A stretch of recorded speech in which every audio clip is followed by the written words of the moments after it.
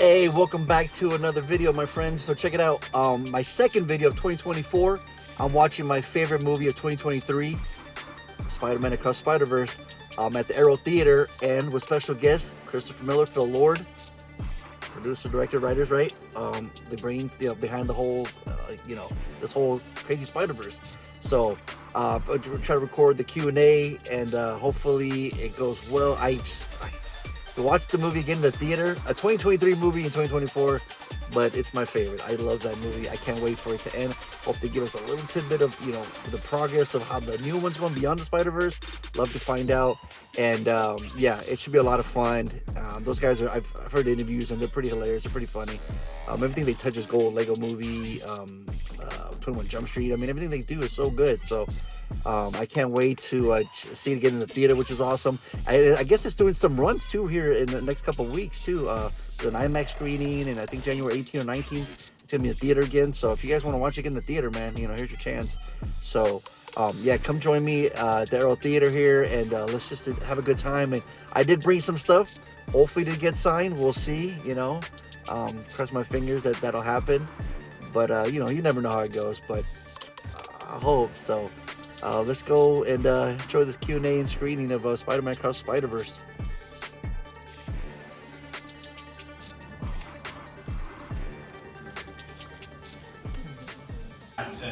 To spearhead this Q&A with you guys, we're going to bring down the team behind it, starting with animation comedy legend Phil Lord. Woo! Yeah! Screenwriter extraordinary, screenwriter extraordinaire, Dave Callaham. Joaquim. David Callaham, More Than a Few superhero scripts. We've got Joaquim Dos Santos. Woo!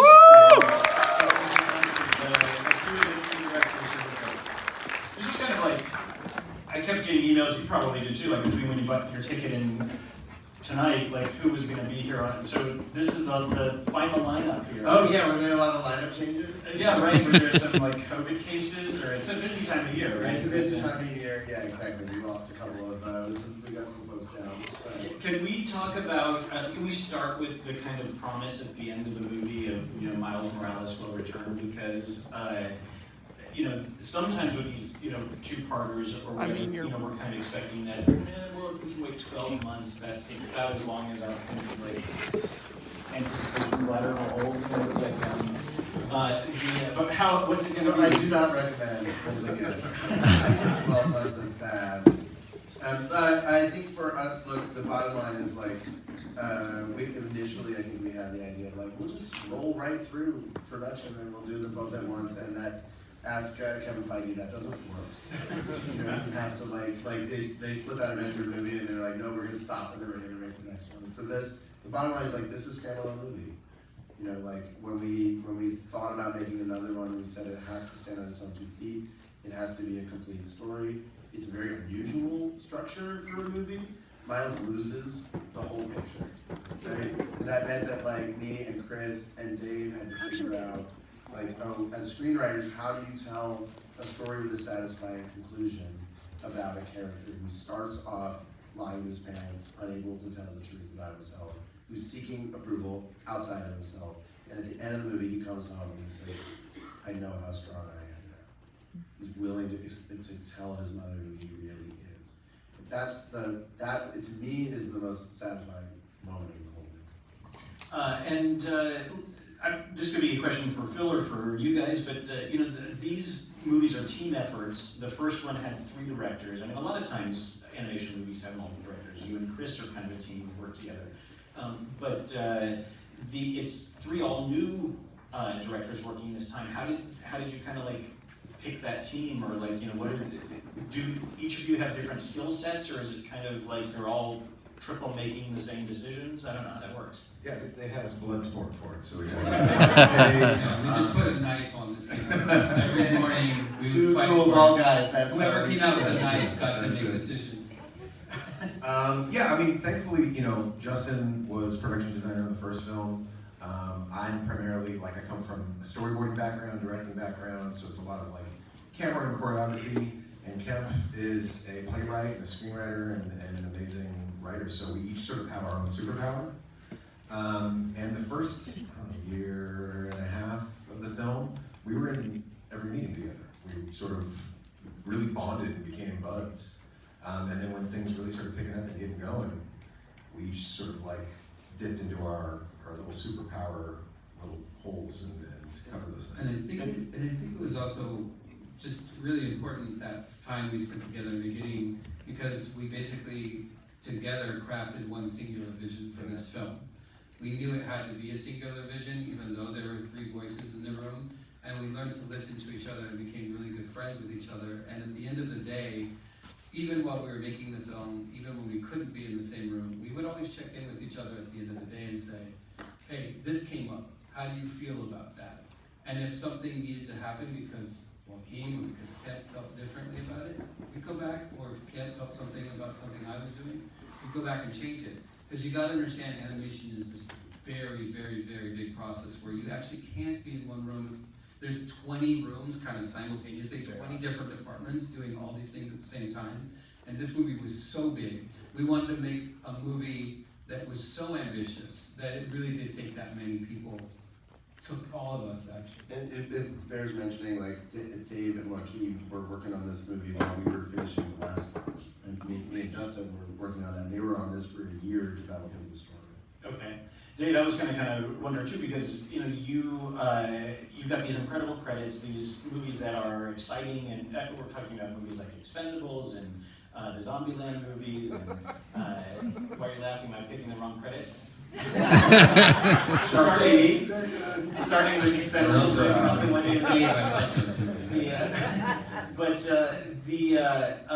but this is really a massive team effort, and like I'm guessing that on those who were kind of more like a solo in a room with a lot of those projects, here you're really kind of like firing ideas off with people. I mean, what was that? I guess what was that year like? As you're at that point, this first movie.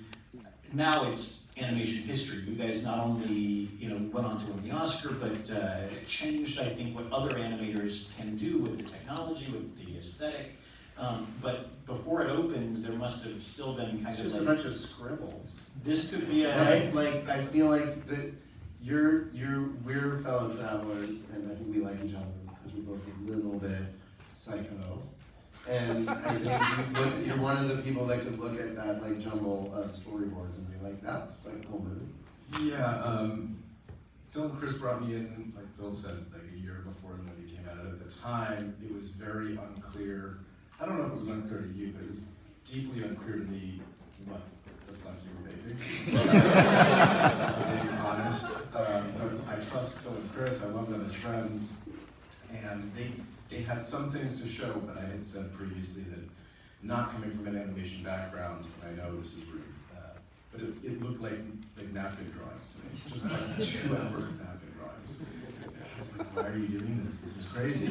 And then I started seeing the final product, and the music would come in, and the voices came in, and then the movie came out, and it got the reception that it got, and then it won an Oscar. And so my experience of it and the pressure that I felt, I was all in for the collaboration early, and then the pressure did mount after the first movie released. But that made it even more fun. But it seems like, doing that means that when you're making that first movie, you can have this kind of grander vision that you're already starting to think about.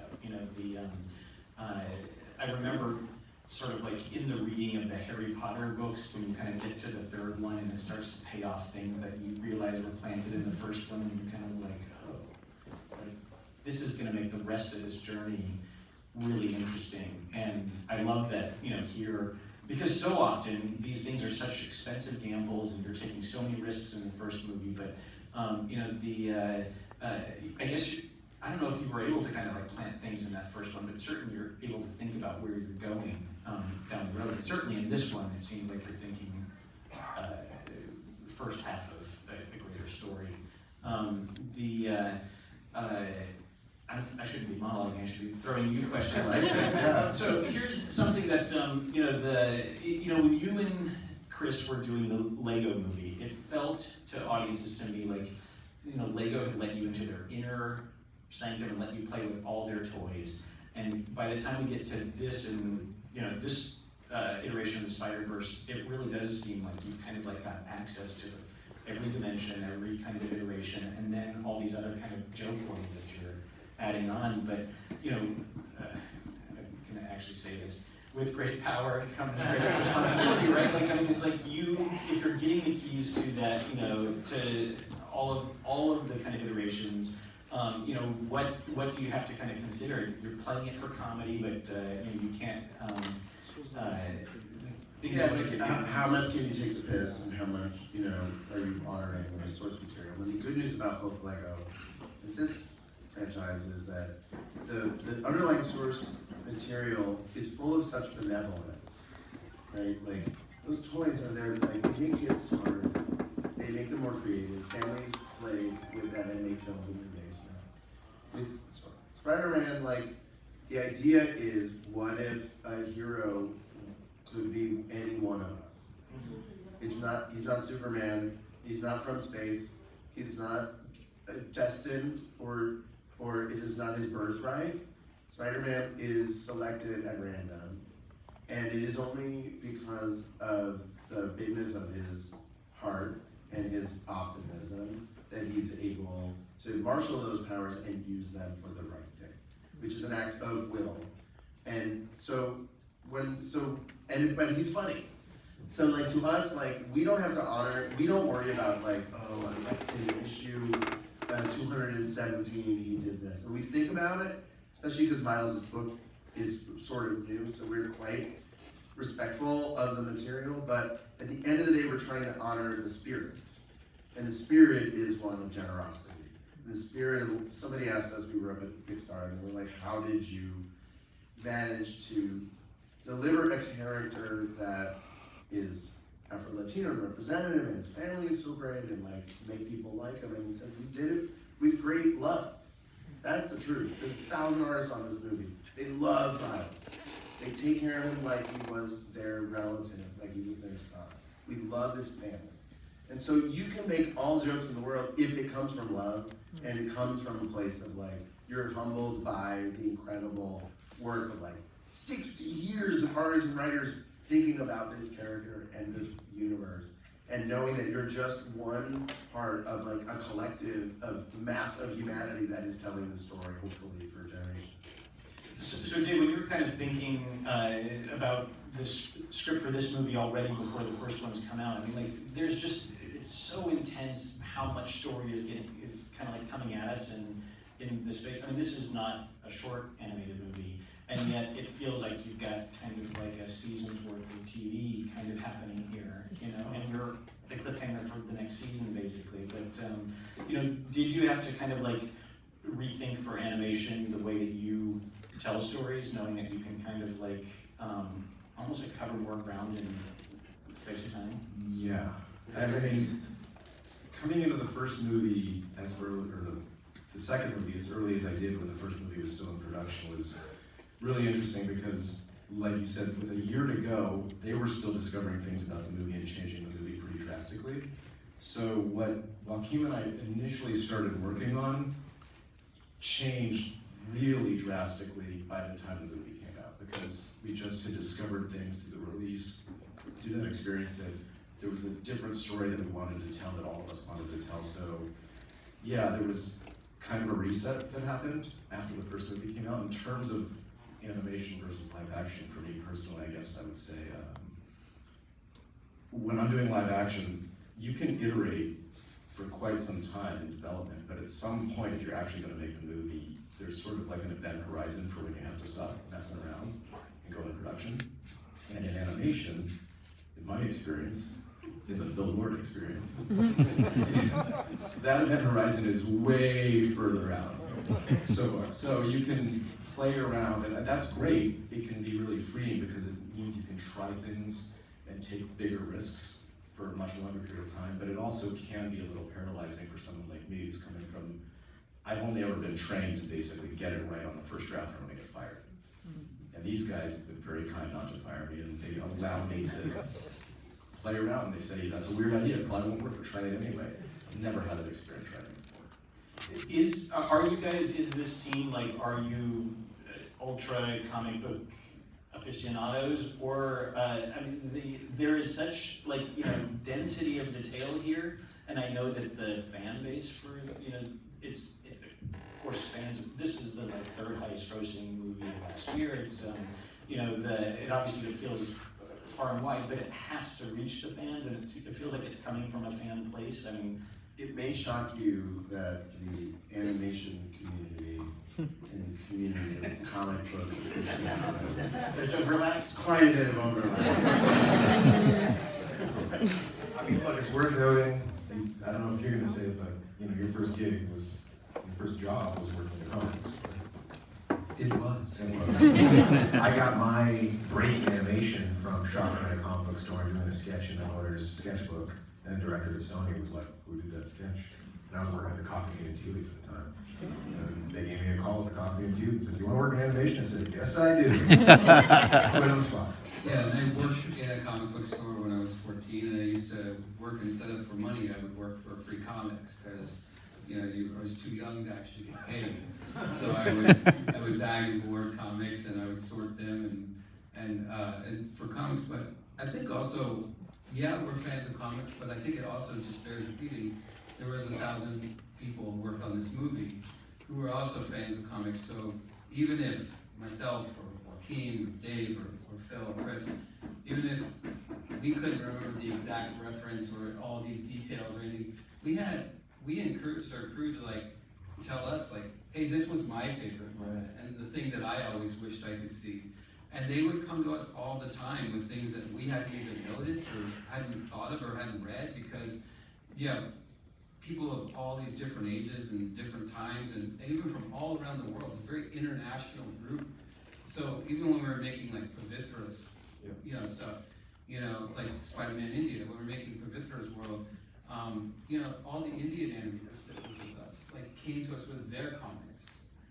Not just Spider-Man India comics, but their comics they grew up with. And actually influenced directly the look of the movie that we made. Right, that look is based on the Indrojal comics from the 60s and 70s. They have like their own unique ink colors because their process was slightly different. That's great, because that sequence has It has its own character, and the other thing is like these guys hired a lot of comic book artists to work on the movie. In fact, like Chris Anka, who designed half our characters, is like really known for like comics, and like Sinkevich's work on the movie, Brian Stelfree's work on the movie, like instead of just Leonardi's a big one. Leonardi like did stuff like the fact that like we go like, hey, we're inspired by this art. Like, rather than copying it, let's just bring them onto the crew and have them be part of it. It was amazing to watch Rick Leonardi work with our VFX supervisor, Michael Lasker, and his team, to actually watch him work with us and him, and actually, like, this is one of our heroes. Like, we're kids of the 90s, Joaquin and I, and we were like, when we were working in those comic book stores, his comics were in our stores. Yeah. And now here he is actually doing draw-overs on our actual frame, saying, no, this is how I would do the line work. And there's brand new creators part of it too, like Nyla Magruder, Yes. who was a story intern on Cloudy with a Chance of Meatballs, created a character called Spiderbite. That's like a huge part of this movie. You know her as Margot, and she was part of our crew also. So there's this like virtuous cycle of people who love this stuff, who work in this world and cross back and forth. Sun Spider is another cool story, right? Just like a disabled woman spider person that's like in the movie, and that just comes from like paying attention. That's all. I mean, what's so great about, I think, these two and however many forward it ends up going, this new, kind of take on comic book source material, is that it's doing, for the first time, these things that like other comic book movies have not been able to figure out. One obviously being the aesthetic, that kind of like Ben-Day dot, color separation thing that gets, got introduced in that movie and gets pushed so much farther and so much more expressionistic here.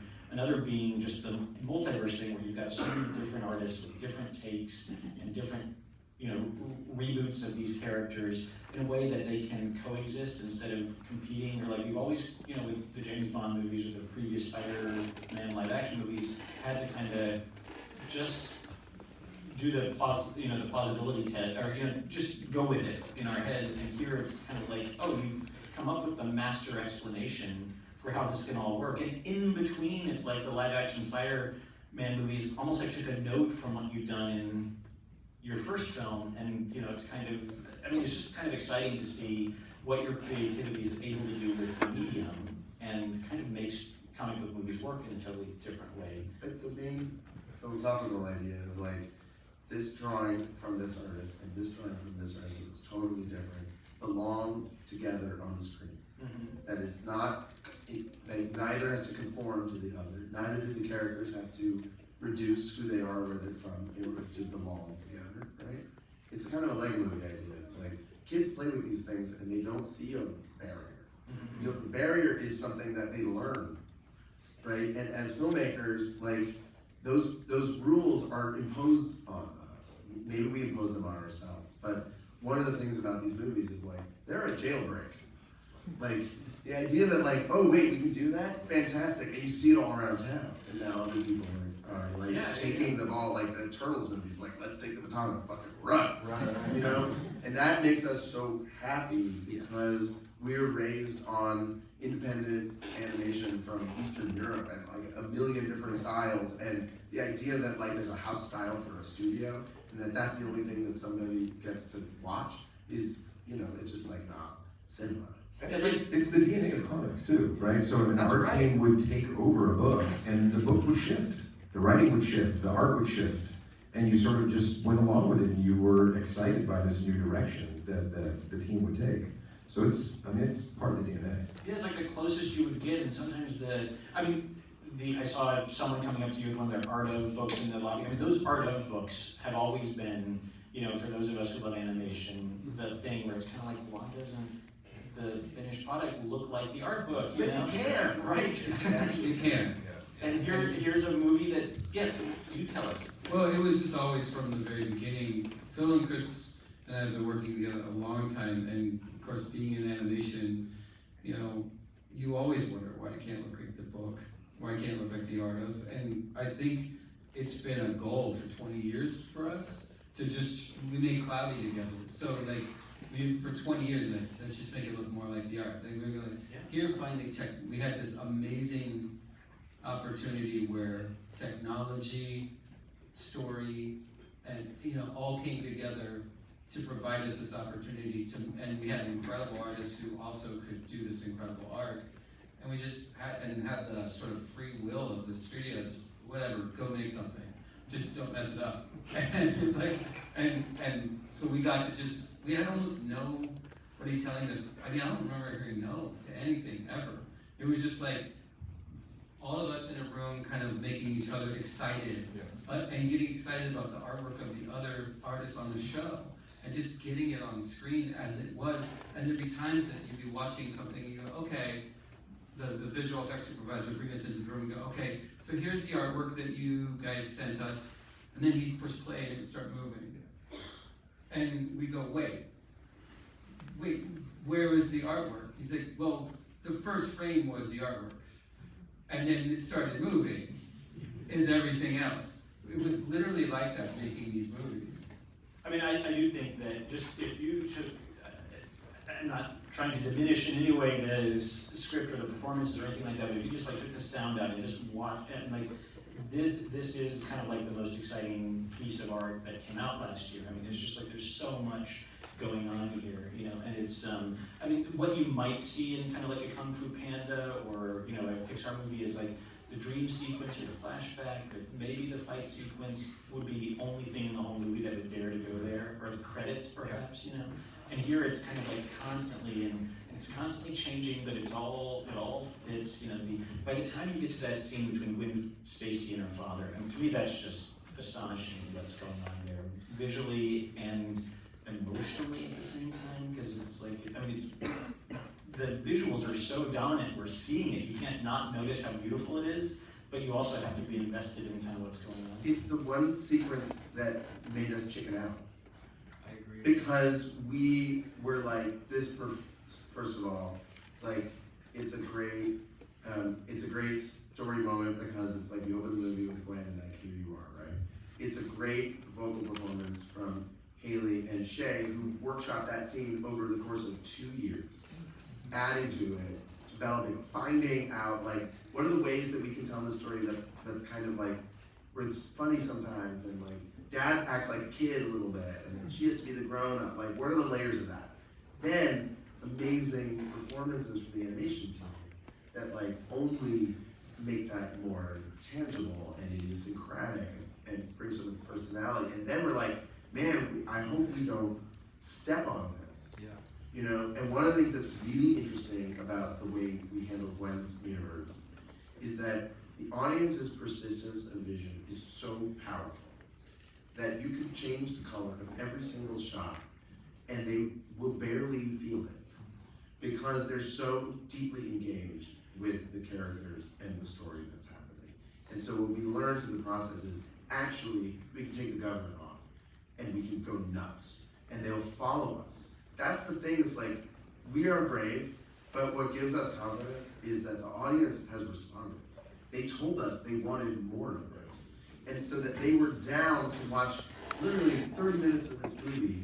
The look of the movie is driven by the internality of a 17-year-old girl. All these black boxes that we're in and sweat boxes that we all sit around like dorks and like go right in every single pixel. We're not talking about pixels, we're talking about story, character, and the internality of this kid. And how can we represent that on the outside? That is astounding. To have a conversation between LA, Vancouver, Spain, all at once on a Zoom, and it's not about anything except for how a person would feel. Yeah. It reminds me, I think this was like an actual animated thing, but I just have it as a book, like this Garfield 9 Lives book. Do you remember this one? I am a deep Garfield. I like the original designs. Bigger, Super big. Yeah, bigger. Really yucky. It looks like a cow pie with eyes. And that was like, it was an animated special too, right? Like, it wasn't just a... Yes, yeah. that's right. And it's like, yeah, I mean, that's like the only thing that I can even reach to that kind of has this, apart from like something like a heavy metal where it's just a bunch of shorts under one roof. But There was a weird time in Tom and Jerry too where it got real trippy. Things got really Chuck stuff is super Oh. psycho. Yeah, it gets real psychedelic. Yeah, the stuff that was done in Poland for Tom and Jerry. That's right. That's like my favorite because it's like you don't need drugs. You just watch those Tom and Jerry shorts. They're just incredible. The weird sounds and they're just amazing. I don't know if you've ever seen them, but find them. No, but like that's our kink. That like UK, like weird like Russian animation, like everything has been done. It's been done to excellence. Every possible look. It is part of the history of this medium and the history of cinema that it is avant-garde. yeah, and it's great. Live action comes in here. We've got Donald Glover, and we've got the Chinatown, kind of sequence. But my understanding of the first film is that this really daring thing that you were doing was just basically it was the limit of what you were able to do in the first movie. But then that movie is such a success, and you're able to kind of like build on it. Can you just tell us kind of like what new tools you were coming up with, and maybe I guess that's going to continue on, right? Like you develop things there that you can kind of like push farther that we can look forward to. Well, I think, we're doing the look, the production design of the first film. Again, even that was just driven by story choices. It was a very different movie than the second film. The first film was a story about a boy who lived in what essentially should feel like our world. And these strange characters come to visit him with their own looks, and they visit him in his world. This film just gave us different opportunities. It was like, it demanded, actually, the story demanded. Miles needed to go on a journey of self-discovery and needed to go on this journey of like growing up and like going out of his parents' the nest, the safety of his parents' home, and find that the world is much bigger and much more dangerous and not as like cool as you think it is. And there's people who tell him that he doesn't belong there. And the idea that we needed to represent that and show how different all these different universes are. Really, the story kind of needed all these other looks. And actually, we didn't just stop there. We actually said Miles's world actually needed to be even more grounded. And we added even more detail to Miles's world in the second film that we didn't have in the first film because we needed you to feel, we wanted you all to feel that that was where I'm from, that's my world, and we wanted it to be contrast to all these other universes. So we didn't, his world's very different even there. We started over. Like Started the over. VFX Bake Off for the Oscars is today, and we're his historic inclusion in that thing. And I watched the guy's presentation. One of the important parts of it is we threw everything out from the first movie. Yeah. We threw out the character designs, the environments. Like we started from nothing. We redesigned every character. Every environment got rethought. All the new environments, like we built new software and new techniques, and it's all because we wanted to remember that there's nothing, like we can't run it back. We can't run back the story. This is not a sequel. This is a brand new thing, and it means that we have to write technology so that the VFX artist can be artists.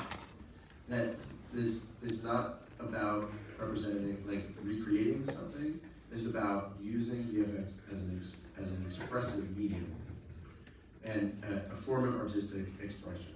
And so much of the tech of this movie is about giving tools to artists so that they can work on their shop and they can think like a painter. Or the animators who control all of like Hobie's different like newspaper things, that we put it in the hands of the people who were making the shot, or animating the shot, so that they could use it as an expressive tool, so that nothing was procedural or imposed, but rather everything came from performance of the art.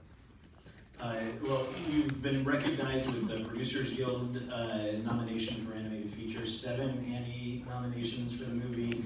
Yes. There's no question you'll be Oscar nominated. The rest of it's not just one category. I think this is a movie that really is worth recognizing in multiple categories. Thank you for spending the afternoon with us. Thank you. So success so far. I miss you much more. The green came out so good on the Metro Room soundtrack. The Lord still shining for everybody. It's so cool. What a cute boy. What a cool team.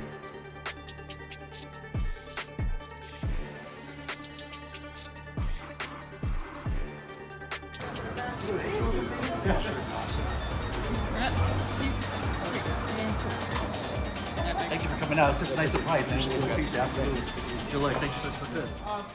Oh my God, your boy is happy. Your boy is happy, man. That screening was, oh man, it was incredible. It was amazing. It was spectacular.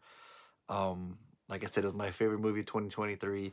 And rewatching it again in the theater, it just solidified my my love of that movie. I absolutely loved it, and man, that was awesome. The Q&A was awesome as well. So hope you guys enjoyed that. So here's the haul portion of the video, but I hope you guys enjoyed that. So real quick, let me just show you what I got signed. I couldn't get a video of it because I'm trying to hand the stuff over to get signed, and I didn't have anyone with me to record for me, so I apologize for that. But I will show you what I got signed. And another thing too, originally it was scheduled for Phil Lord and Chris Miller to be there, but somehow Chris Miller didn't show. So when we were there and sitting there, they had a picture on the screen that said Aero Theatre Q&A with screenwriter producer Phil Lord, filmmakers Joaquim Dos Santos, Justin K. Thompson, and screenwriter David Callaham, moderated by Peter Debruge. So it's like, what? So we're missing out on Chris Miller, but we're getting 2 directors and a screenwriter. So I'm like, that's a bonus, you know, we lose 1 but get 3.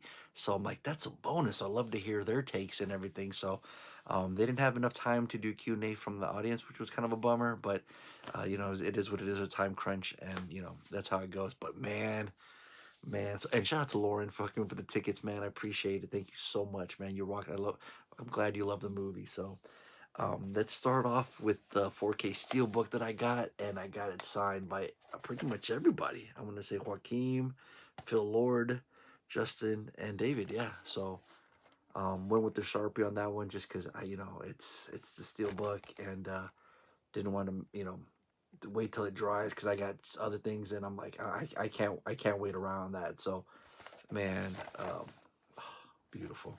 They even got stuck when they said like, oh, you got the Steelbook. I'm like, yeah, yes sir. So let's start off with that.